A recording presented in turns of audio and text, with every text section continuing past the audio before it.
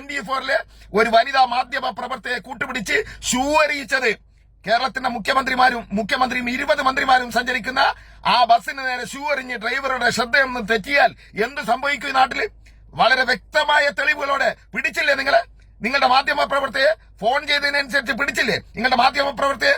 എന്നിട്ട് ഇയാൾ കോട്ടിട്ട് വന്ന് ചാനലിൽ ഇരുന്നിട്ട് പറയാണ് അത് കോടതിയുടെ വരാന്തയിൽ 8 നിലയിൽ പൊട്ടും. അത് പറയാൻ നിങ്ങൾ ആര് മിസ്റ്റർ? 2 നാൾ മുമ്പ് ചാനൽ മുറിയിൽ കോട്ടിട്ടിരുന്ന് കേരളത്തിലെ സകല സൈബർ സഖാക്കളെയും പൂരത്തെറി പറഞ്ഞ അഷ്മി താജ് ഇബ്രാഹിമിനോട് വളരെ വിനീതമായി പറയാണ്, താങ്കളുടെ ചാനൽ ഉടമകൾ തരുന്ന ശമ്പളത്തിനനുസരിച്ചുള്ള ജോലി എടുത്താൽ പോരെ? എന്തിനാണ് ഈ പാവം സൈബർ സഖാക്കളെ ആക്രമിക്കാൻ നിൽക്കുന്നത്? ഇന്ത്യയിലെ കുത്തക മുതലാളിമാർ തീറ്റിപ്പോറ്റി വളർത്തുന്ന ചാനലുകളിലിരുന്ന് നിങ്ങൾക്ക് ചില താല്പര്യങ്ങളുണ്ടാകും. അത് തൊഴിലാളി വിരുദ്ധ താല്പര്യമാണ്, ജനവിരുദ്ധ താല്പര്യമാണ്, മുതലാളിക്ക് വേണ്ടി മാത്രമുള്ള താല്പര്യമാണ്. ഇന്ത്യ ഭരിക്കുന്ന നരേന്ദ്രമോദി സർക്കാർ ഇന്ത്യയിലെ ശതകോടീശ്വരന്മാർക്ക് അനുകൂലമായി നിലപാടുകൾ എടുക്കുമ്പോൾ ആ നിലപാടുകളെ ഇന്ത്യയിലെ ഇടതുപക്ഷ പാർട്ടികൾ, കമ്മ്യൂണിസ്റ്റ് പാർട്ടികൾ അടക്കം എതിർക്കുമ്പോൾ അവരുടെ വ്യക്തമായ ശത്രുക്കളാണ് ഇടതുപക്ഷവും കമ്മ്യൂണിസവും. അത് എക്കാലത്തും അങ്ങനെയാണ്.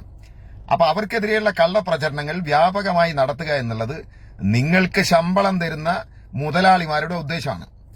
ആ ശമ്പളവും കൈപ്പറ്റി അത്യാവശ്യത്തിന് പറഞ്ഞാൽ പോരെ കമ്മ്യൂണിസ്റ്റുകാരെ?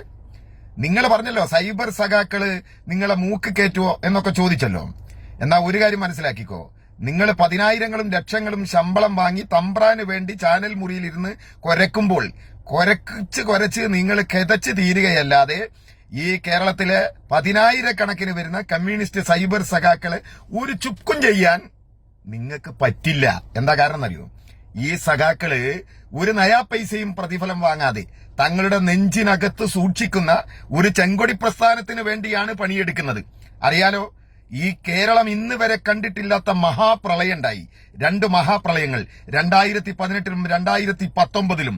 ആ പ്രളയത്തിൽ മലയിടിഞ്ഞു, കുന്നിടിഞ്ഞു, ഉരുളുപൊട്ടി ഈ നാട് തകർന്ന് തരിപ്പണമായപ്പോ വൈകുന്നേരം 6 മണിക്ക് ചാനലുകൾക്ക് മുമ്പിൽ കേരളത്തിലെ ജനങ്ങൾ വന്ന് കാത്തിരുന്നത് നിങ്ങളുടെ വായാടിത്തം കേൾക്കാനല്ല, നിങ്ങളുടെ തെമ്മാടിത്തം കേൾക്കാനല്ല, കേരളത്തിന്റെ മുഖ്യമന്ത്രിയെ കാണാനായിരുന്നു, സഖാവ് പിണറായി വിജയനെ കേൾക്കാനായിരുന്നു. എന്താ കാരണം? അദ്ദേഹം വന്ന് ഒരു വാക്ക് പറഞ്ഞാൽ ഈ ജനതക്കൊരാശ്വാസമാണ്. നിശ്വാസത്തിന്റെ നെടുവീർപ്പിട്ടവർ. എന്താ മുഖ്യമന്ത്രിയായ പിണറായി വിജയൻ പറഞ്ഞത്? ഭയപ്പെടണ്ട, നമുക്ക് ഒരുമിച്ച് നീങ്ങാം, നമുക്ക് ഈ കേരളത്തെ റീബിൽഡ് കേരള, ഈ കേരളത്തെ പുനഃസൃഷ്ടിക്കണം.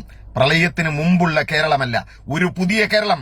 കണ്ടിട്ടുണ്ടോ മിസ്റ്റർ അഷ്മി അടക്കമുള്ള ഈ കേരളത്തിലെ ചാനലിൽ ഇരുന്ന് കോട്ടിട്ട് കമ്മ്യൂണിസ്റ്റ് സർക്കാരിനെ വിമർശിക്കുന്നവര്? തകർന്നുപോയ പാലങ്ങൾക്ക് പകരം പുതിയ പാലങ്ങൾ ഉണ്ടാക്കി, തകർന്നുപോയ റോഡുകൾക്ക് പകരം പുതിയ റോഡുകൾ ഉണ്ടാക്കി, തകർന്നുപോയ സ്കൂളുകൾക്ക് പകരം പുതിയ സ്കൂളുകൾ ഉണ്ടാക്കി, തകർന്നുപോയ ആശുപത്രികൾക്ക് പകരം പുതിയ ആശുപത്രികൾ ഉണ്ടാക്കി. ഒരു ഡോക്ടറും ഒരു നഴ്സും മാത്രമുണ്ടായിരുന്ന ഉച്ചക്ക് 1 മണിക്ക് അടച്ചുപോയിരുന്ന ഗവൺമെന്റ് ഹോസ്പിറ്റലുകൾ 3 ഡോക്ടർമാരും നഴ്സുമാരുമായി വൈകുന്നേരം വരെ പ്രവർത്തിക്കാൻ തുടങ്ങി. ചോർന്നൊലിച്ചിരുന്ന സർക്കാർ കെട്ടിടങ്ങള് ഇന്ന് 5 നക്ഷത്ര സൗകര്യത്തോടെ കളിയാക്കിയല്ലോ കാകദൃഷ്ടിയിലൂടെ നിങ്ങളെപ്പോലെയുള്ള മറ്റൊരു കാർട്ടൂണിസ്റ്റ് മാതൃഭൂമിക്കാരൻ. എന്താ ജനങ്ങൾ വളരെ കൃത്യമായി തിരിച്ചറിയുന്ന ചിത്രങ്ങളിട്ട് നിങ്ങളെ തോൽപ്പിച്ചില്ലേ? മനോഹരമായ, സ്വപ്നം കാണാൻ കഴിയാത്ത മനോഹരമായ ബിൽഡിങ്ങുകളിലൂടെ, ഏറ്റവും ആധുനികമായ വിദ്യാഭ്യാസ സംവിധാനത്തിലൂടെ നമ്മുടെ സ്കൂളുകൾ പുനർനിർമ്മിച്ചപ്പോ 6.5 ലക്ഷം കുട്ടികളാണ് മിസ്റ്റർ ഈ കേരളത്തിലെ പൊതുവിദ്യാലയത്തിലേക്ക് തിരിച്ചൊഴുകിയത്. ഒരു ബെഞ്ചിലിരുന്ന് ജാതിയും മതവും ഇല്ലാതെ അവർ ഒരുമിച്ച് പഠിച്ചത്. ആ മഹാപ്രളയകാലത്ത് ഈ കേരളത്തിലെ ജനങ്ങൾക്ക് കിറ്റ് കൊടുത്ത് 16 ഇനം അടങ്ങുന്ന ഭക്ഷണ കിറ്റ് ചരിത്രത്തിലാദ്യമായി കൊടുത്ത ഗവൺമെന്റിന്റെ പേരാണ് ഇടതുപക്ഷ ജനാധിപത്യ മുന്നണി ഗവൺമെന്റ്. അറിയാലോ, ലോകത്തിന് ഇന്ന് വരെ അപരിചിതമായിരുന്ന മഹാമാരി, വിമാനങ്ങളില്ലാത്ത ആകാശം, കപ്പലുകളില്ലാത്ത കടൽ, തീവണ്ടികളോടാത്ത റെയിൽപാളങ്ങൾ, വാഹനങ്ങളോടാത്ത റോഡുകൾ, ഒരു ഈച്ച പോലും തെരുവിലേക്കിറങ്ങാത്ത നമ്മുടെ നാട്ടിലെ നാട്ടിൻപുറങ്ങൾ, നഗരപുറങ്ങൾ, ഒരാൾക്കും തൊഴിലില്ലാത്ത കാലത്ത് ഈ കേരളത്തിൽ ആരെങ്കിലും പട്ടിണി കിടന്ന് മരിച്ചോ മിസ്റ്റർ? നിങ്ങൾക്ക് പറയാൻ സാധിച്ചോ? മനുഷ്യര് മാത്രമല്ല, മൃഗങ്ങൾക്കടക്കം ഭക്ഷണം കൊടുത്തു. അന്ന് ഈ കേരളത്തിന്റെ ഗവൺമെന്റ് വാഗ്ദാനം ചെയ്ത 1000 രൂപയാണ് ക്ഷേമ പെൻഷൻ 65 ലക്ഷം ജനങ്ങൾക്ക്. അത് 1600 കൊടുത്തു. ഈ കേരളം മുണ്ട് മുറുക്കിയെടുത്ത് പ്രളയത്തെയും മഹാമാരിയെയും അതിജീവിച്ചപ്പോ ഈ ക്ഷേമ പെൻഷൻ കൂടാതെ 1000 രൂപ ദാരിദ്ര്യ രേഖയ്ക്ക് താഴെയുള്ള സകല കുടുംബങ്ങൾക്കും 2 പ്രാവശ്യം പെൻഷൻ കൊടുത്തു. ഒരുപാട് ആനുകൂല്യങ്ങൾ കൊടുത്തു. സൗജന്യ ചികിത്സ കൊടുത്തു. മുണ്ട് മുറുക്കിയെടുത്ത ആ കാലത്ത് കേരളത്തിലെ ക്ഷേമ പെൻഷൻ നിന്നോ? അതുപോലെ തന്നെ കോവിഡ് കാലത്ത് നിന്നോ പ്രളയകാലത്ത് നിന്നോ? നിങ്ങൾ ഇങ്ങനെ പറയുന്നുണ്ടല്ലോ 2 രൂപയുടെ സെസ് വാങ്ങി പിന്നെ പെൻഷൻ കൊടുക്കാത്ത ഗവൺമെന്റ് അടച്ചുപൂട്ടിയ ഖജനാവിൽ പൂച്ചപറ്റി കിടക്കുന്നതെന്നൊക്കെ പറഞ്ഞല്ലോ നിങ്ങൾ. ഈ ഖജനാവ് ഇതിനെക്കുറിച്ച് അന്ന് നിങ്ങളാരോ ചിന്തിച്ചിരുന്നോ? ഈ കേരളത്തിലെ ജനങ്ങള് 10,000-കണക്കിന് ലക്ഷക്കണക്കിന് ആളുകൾ എല്ലാം നൽകി, സംഭാവന നൽകി ഈ ഗവൺമെന്റിന്. ഈ കേരളത്തിലെ ഡിവൈഎഫ്ഐ നിങ്ങൾ പറയുന്നുണ്ടല്ലോ സൈബർ പോരാക്കൾ, അതിൽ പോരാളികളെന്ന്, അതിലെ പ്രധാനപ്പെട്ട ഒരു വിഭാഗമാണ് ഡിവൈഎഫ്ഐ. അവർ കല്ല് ചുമന്നു, മരം ചുമന്നു, മീൻ വിറ്റു, പ്ലാസ്റ്റിക് കുപ്പികൾ പെറുക്കി, അങ്ങനെ വിറ്റ് 11 കോടി ഉണ്ടാക്കി. നിങ്ങൾ ഈ മാപ്ര എവിടെ ഉണ്ടായിരുന്നു? ഈ കേരളത്തിലെ ഏതെങ്കിലും മാധ്യമ തമ്പുരാക്കന്മാര് നയാ പൈസ കൊടുത്തോ? എന്നിട്ട് ഈ കേരളം ഒറ്റപ്പെട്ടു പോയോ? ഈ കേരളത്തിലെ മനുഷ്യർ ഒരുമിച്ച് നിന്നു. എല്ലാ പട്ടിണിക്കാലത്തും, എല്ലാ പ്രളയകാലത്തും, എല്ലാ മഹാമാരി കാലത്തും. അറിയാലോ, നിങ്ങൾ നെഞ്ചത്ത് കൈവച്ച് പറ, ഈ കേന്ദ്ര ഗവൺമെന്റ് എത്ര തരാനുണ്ട് ഈ കേരളത്തിലെ ഇടതുപക്ഷ ജനാധിപത്യ മുന്നണിക്ക്?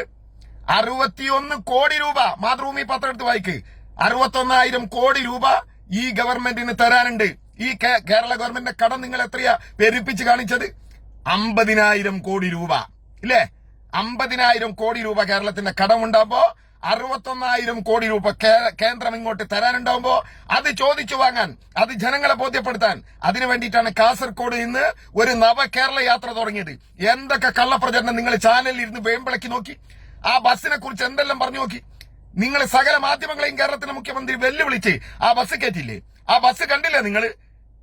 ഇതിന്റെ സംഘാടകരുടെ കണക്കുകൂട്ടലുകൾ പോലും തെറ്റിച്ച് 10,000-കണക്കിന് ആളുകൾ ഇരച്ചെത്തി. ഓരോ സ്ഥലത്തും 10,000-ങ്ങൾ നിങ്ങൾ കാണിച്ചോ? കുറെയൊക്കെ കാണിച്ചു ഇല്ലേ? 10,000-കണക്കിന് ജനങ്ങൾ ഇരച്ചെത്തിയപ്പോ അതിൽ അരിശം മൂത്ത കോൺഗ്രസുകാർ UDF സമരം പ്രഖ്യാപിച്ചിട്ടുണ്ടോ? ലീഗിനെന്തേ തിരുവനന്തപുരത്തെ സമരത്തിൽ കാണാത്ത? UDF സമരം പ്രഖ്യാപിച്ചിട്ടുണ്ടോ? കുഞ്ഞാലിക്കുട്ടി സാഹിബ് പറഞ്ഞല്ലോ ഞങ്ങൾ സമരം പ്രഖ്യാപിച്ചിട്ടില്ല. എന്നിട്ട് തമ്മാടികളായ കുറച്ച് കോൺഗ്രസുകാര് കേരളത്തിന്റെ മുഖ്യമന്ത്രിയും മന്ത്രിമാരും അടങ്ങുന്ന വാഹനത്തിന് മുമ്പിലേക്ക് എടുത്തു ചാട്ടിയപ്പോ അവരെ പിടിച്ചു മാറ്റിയിട്ടുണ്ട്. അവര് പോരാൻ കൂട്ടാത്തപ്പോ വലിച്ചു മാറ്റിയിട്ടുണ്ട്. അതിക്രമങ്ങൾ കാണിച്ചപ്പോ അത്യാവശ്യത്തിന് പൊട്ടിച്ചിട്ടുണ്ട്. അറിയോ, ഒരൊറ്റ മന്ത്രിക്ക് നേരെ കരിങ്കൊടി കാണിച്ചപ്പോ 5 പേരെ വെടിവെച്ചു കൊന്ന ചരിത്രമുള്ള സർക്കാർ ഭരിച്ച നാടായി കേരളം. ഒരു ചില്ലറ ആളുകൾക്ക് പരിക്ക് പറ്റിയതല്ലാതെ ഒരു രക്തസാക്ഷിക്ക് വേണ്ടി പരമാവധി ശ്രമിച്ചല്ലോ കേരളത്തിലെ കോൺഗ്രസുകാർ. എന്നിട്ട് എന്തെങ്കിലും സംഭവിച്ചോ? അപ്പോഴാണ് നിങ്ങളെ 24-ലെ ഒരു വനിതാ മാധ്യമ പ്രവർത്തകയെ കൂട്ടുപിടിച്ച് ഷൂ എറിയിച്ചത്. കേരളത്തിന്റെ മുഖ്യമന്ത്രിയും 20 മന്ത്രിമാരും സഞ്ചരിക്കുന്ന ആ ബസ്സിന് നേരെ ഷൂ എറിഞ്ഞ് ഡ്രൈവറുടെ ശ്രദ്ധയൊന്നും തെറ്റിയാൽ എന്ത് സംഭവിക്കും ഈ നാട്ടില്? വളരെ വ്യക്തമായ തെളിവുകളോടെ പിടിച്ചില്ലേ നിങ്ങളുടെ മാധ്യമ പ്രവർത്തകയെ? ഫോൺ ചെയ്തതിനനുസരിച്ച് പിടിച്ചില്ലേ നിങ്ങളുടെ മാധ്യമ പ്രവർത്തകയെ? എന്നിട്ട് ഇയാൾ കോട്ടിട്ട് വന്ന് ചാനലിൽ ഇരുന്നിട്ട് പറയാണ് അത് കോടതിയുടെ വരാന്തയിൽ 8 നിലയിൽ പൊട്ടും. അത് പറയാൻ നിങ്ങളാരും മിസ്റ്റർ? നിങ്ങളാണോ കോടതിയുടെ ജഡ്ജി? നിങ്ങളാണോ വിധി പറയേണ്ടത്? അത് കോടതിയിലെത്തട്ടെ. എന്തെല്ലാം കേസുകൾ നിങ്ങൾ കൊണ്ടുവന്നു. ലാവലിംഗ് കേസടക്കം പിണറായി വിജയനെതിരെ ഒരു രോമത്ത് തൊരാൻ പറ്റിയില്ല. അപ്പൊ ഞങ്ങൾക്ക് സൂചിപ്പിക്കാനുള്ളത്, ഞങ്ങളുടെ പ്രിയപ്പെട്ട ഓമനക്കുട്ടന്മാരെ ചാനൽ മുറിയിലിരുന്ന് കള്ളന്മാരാക്കി വിചാരണ ചെയ്ത തെമ്മാടിക്കൂട്ടങ്ങളോട് പറയാനുള്ളത്, നിങ്ങള് മറുവാക്ക് കേൾക്കാത്ത ചാനൽ മുറിയിലിരുന്ന് കോട്ടിട്ട് ഇടതുപക്ഷത്തെയും പ്രത്യേകിച്ച് CPM-ന്റെ സൈബർ സഖാക്കളെയും അങ്ങ് ആക്രമിച്ച് മൂക്കിൽ വലിച്ചു കയറ്റിക്കളയാം എന്ന് അശ്മി അടക്കമുള്ളവർ വിചാരിച്ചിട്ടുണ്ടെങ്കിൽ അത് മനസ്സിൽ വെച്ചാൽ മതി. ഇവിടെ തെരുവിലിറങ്ങി പോരാടുന്ന, തെരുവിലിറങ്ങി ചെങ്കൊടി പ്രസ്ഥാനത്തിന് വേണ്ടി സിന്ദാബാദ് വിളിക്കുന്ന ലക്ഷക്കണക്കിന് മനുഷ്യരുണ്ട്. നിങ്ങളെപ്പോലെ ചാനലിൽ ഇരുന്ന് പറയുന്നതല്ല ജനം വിശ്വസിക്കുക. നിങ്ങൾ പഠിച്ച പണി 18 നോക്കിയല്ലോ. 2021-ലെ തെരഞ്ഞെടുപ്പിൽ സകല ചാനലുകളും സകല പത്രങ്ങളും നരേന്ദ്രമോദിയുടെ സകല അന്വേഷണ ഏജൻസികളും സകല പ്രതിപക്ഷവും പഠിച്ച പണി 18 പറ്റിയില്ലേ? അനുഭവ സാക്ഷ്യമുള്ള കേരളത്തിലെ ജനത എന്ത് ചെയ്തു? ആ ജനത 91 സീറ്റ് ഉണ്ടായിരുന്ന ഇടതുപക്ഷ ജനാധിപത്യ മുന്നണിയെ 99-ലേക്ക് എത്തിച്ചു. ആ ഗവൺമെന്റ് കേരളം ഭരിക്കുന്നത്. ഒന്നുകൂടി പറയാ, 1957 അധികാരത്തിൽ വന്ന EMS-ന്റെ സർക്കാർ മുതൽ കേരളത്തിലെ ഒരു കമ്മ്യൂണിസ്റ്റ് സർക്കാരുകളും കേരളത്തിൽ മാത്രമല്ല ഇന്ത്യയിൽ ഒരു മാധ്യമ പ്രവർത്തകന്റെയും ലാളനയേറ്റ് വളർന്നതല്ല. നിങ്ങളുടെ കടന്നാക്രമണങ്ങളെ അതിജീവിച്ച് വളർന്നു വന്നതാണ് കമ്മ്യൂണിസ്റ്റ് പാർട്ടിയും അതിന്റെ ഗവൺമെന്റുകളും. കമ്മ്യൂണിസ്റ്റ് സർക്കാർ അധികാരത്തിൽ വന്നാൽ വേഷം കുടിച്ച് മരിക്കുമെന്ന് പറഞ്ഞ് മോഹിപ്പിച്ച് ചത്തുപോയ മുത്തശ്ശി പത്രത്തിന്റെ ചരിത്രമെടുത്ത് പരിശോധിക്ക്. എന്നിട്ട് ഈ വായാടിത്തം പുലമ്പ് ചാനൽ വന്ന്. അതുകൊണ്ട് ഒരു കാര്യം സൂചിപ്പിക്കുക, ഈ വായാടിത്തമൊന്നുമായിട്ടും കേരളത്തിലെ കമ്മ്യൂണിസ്റ്റ് സൈബർ സഖാക്കളെ ആക്രമിക്കാൻ വരണ്ട. ഒരു ചുക്കും ചെയ്യാൻ നിങ്ങൾക്ക് സാധിക്കില്ല. നിങ്ങൾ എത്ര വിചാരിച്ചാലും ഇനിയൊരു ജന്മമെടുത്താലും സാധിക്കില്ല. ഇനിയും കേരളത്തിലെ ഗവൺമെന്റിനെതിരെ, സർക്കാരിനെതിരെ നിങ്ങൾ മാധ്യമങ്ങൾ ഗൂഢാലോചന നടത്തിയാൽ 24 അല്ല അതിനപ്പുറത്തുള്ള 48 വന്നാലും നേരിടും എന്ന് അശ്മി മനസ്സിലാക്കുക. ഇടക്ക് കയറിയിട്ട് ഒരു പറച്ചിലുണ്ട് കമ്മ്യൂണിസ്റ്റുകാരെ കുറിച്ച്, സ്വയം കമ്മ്യൂണിസ്റ്റ് ആണെന്ന് തോന്നുന്ന, കമ്മ്യൂണിസം നെഞ്ചിനേക്കുന്നവരുടെ കഥയൊക്കെ പറയുന്നുണ്ട്. യഥാർത്ഥ കമ്മ്യൂണിസ്റ്റ് ആണ് താങ്കളെങ്കിൽ ഈ ഇടതുപക്ഷ ജനാധിപത്യ മുന്നണിക്കെതിരെ ഒരക്ഷരം സംസാരിക്കാൻ കഴിയില്ല.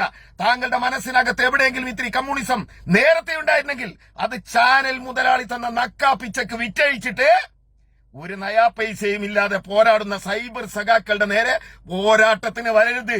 തോറ്റു തുന്നമ്പാടി തിരിച്ചു പോകേണ്ടി വരും നിങ്ങൾക്ക് എന്നോർക്കുന്നത് നന്നായിരിക്കും.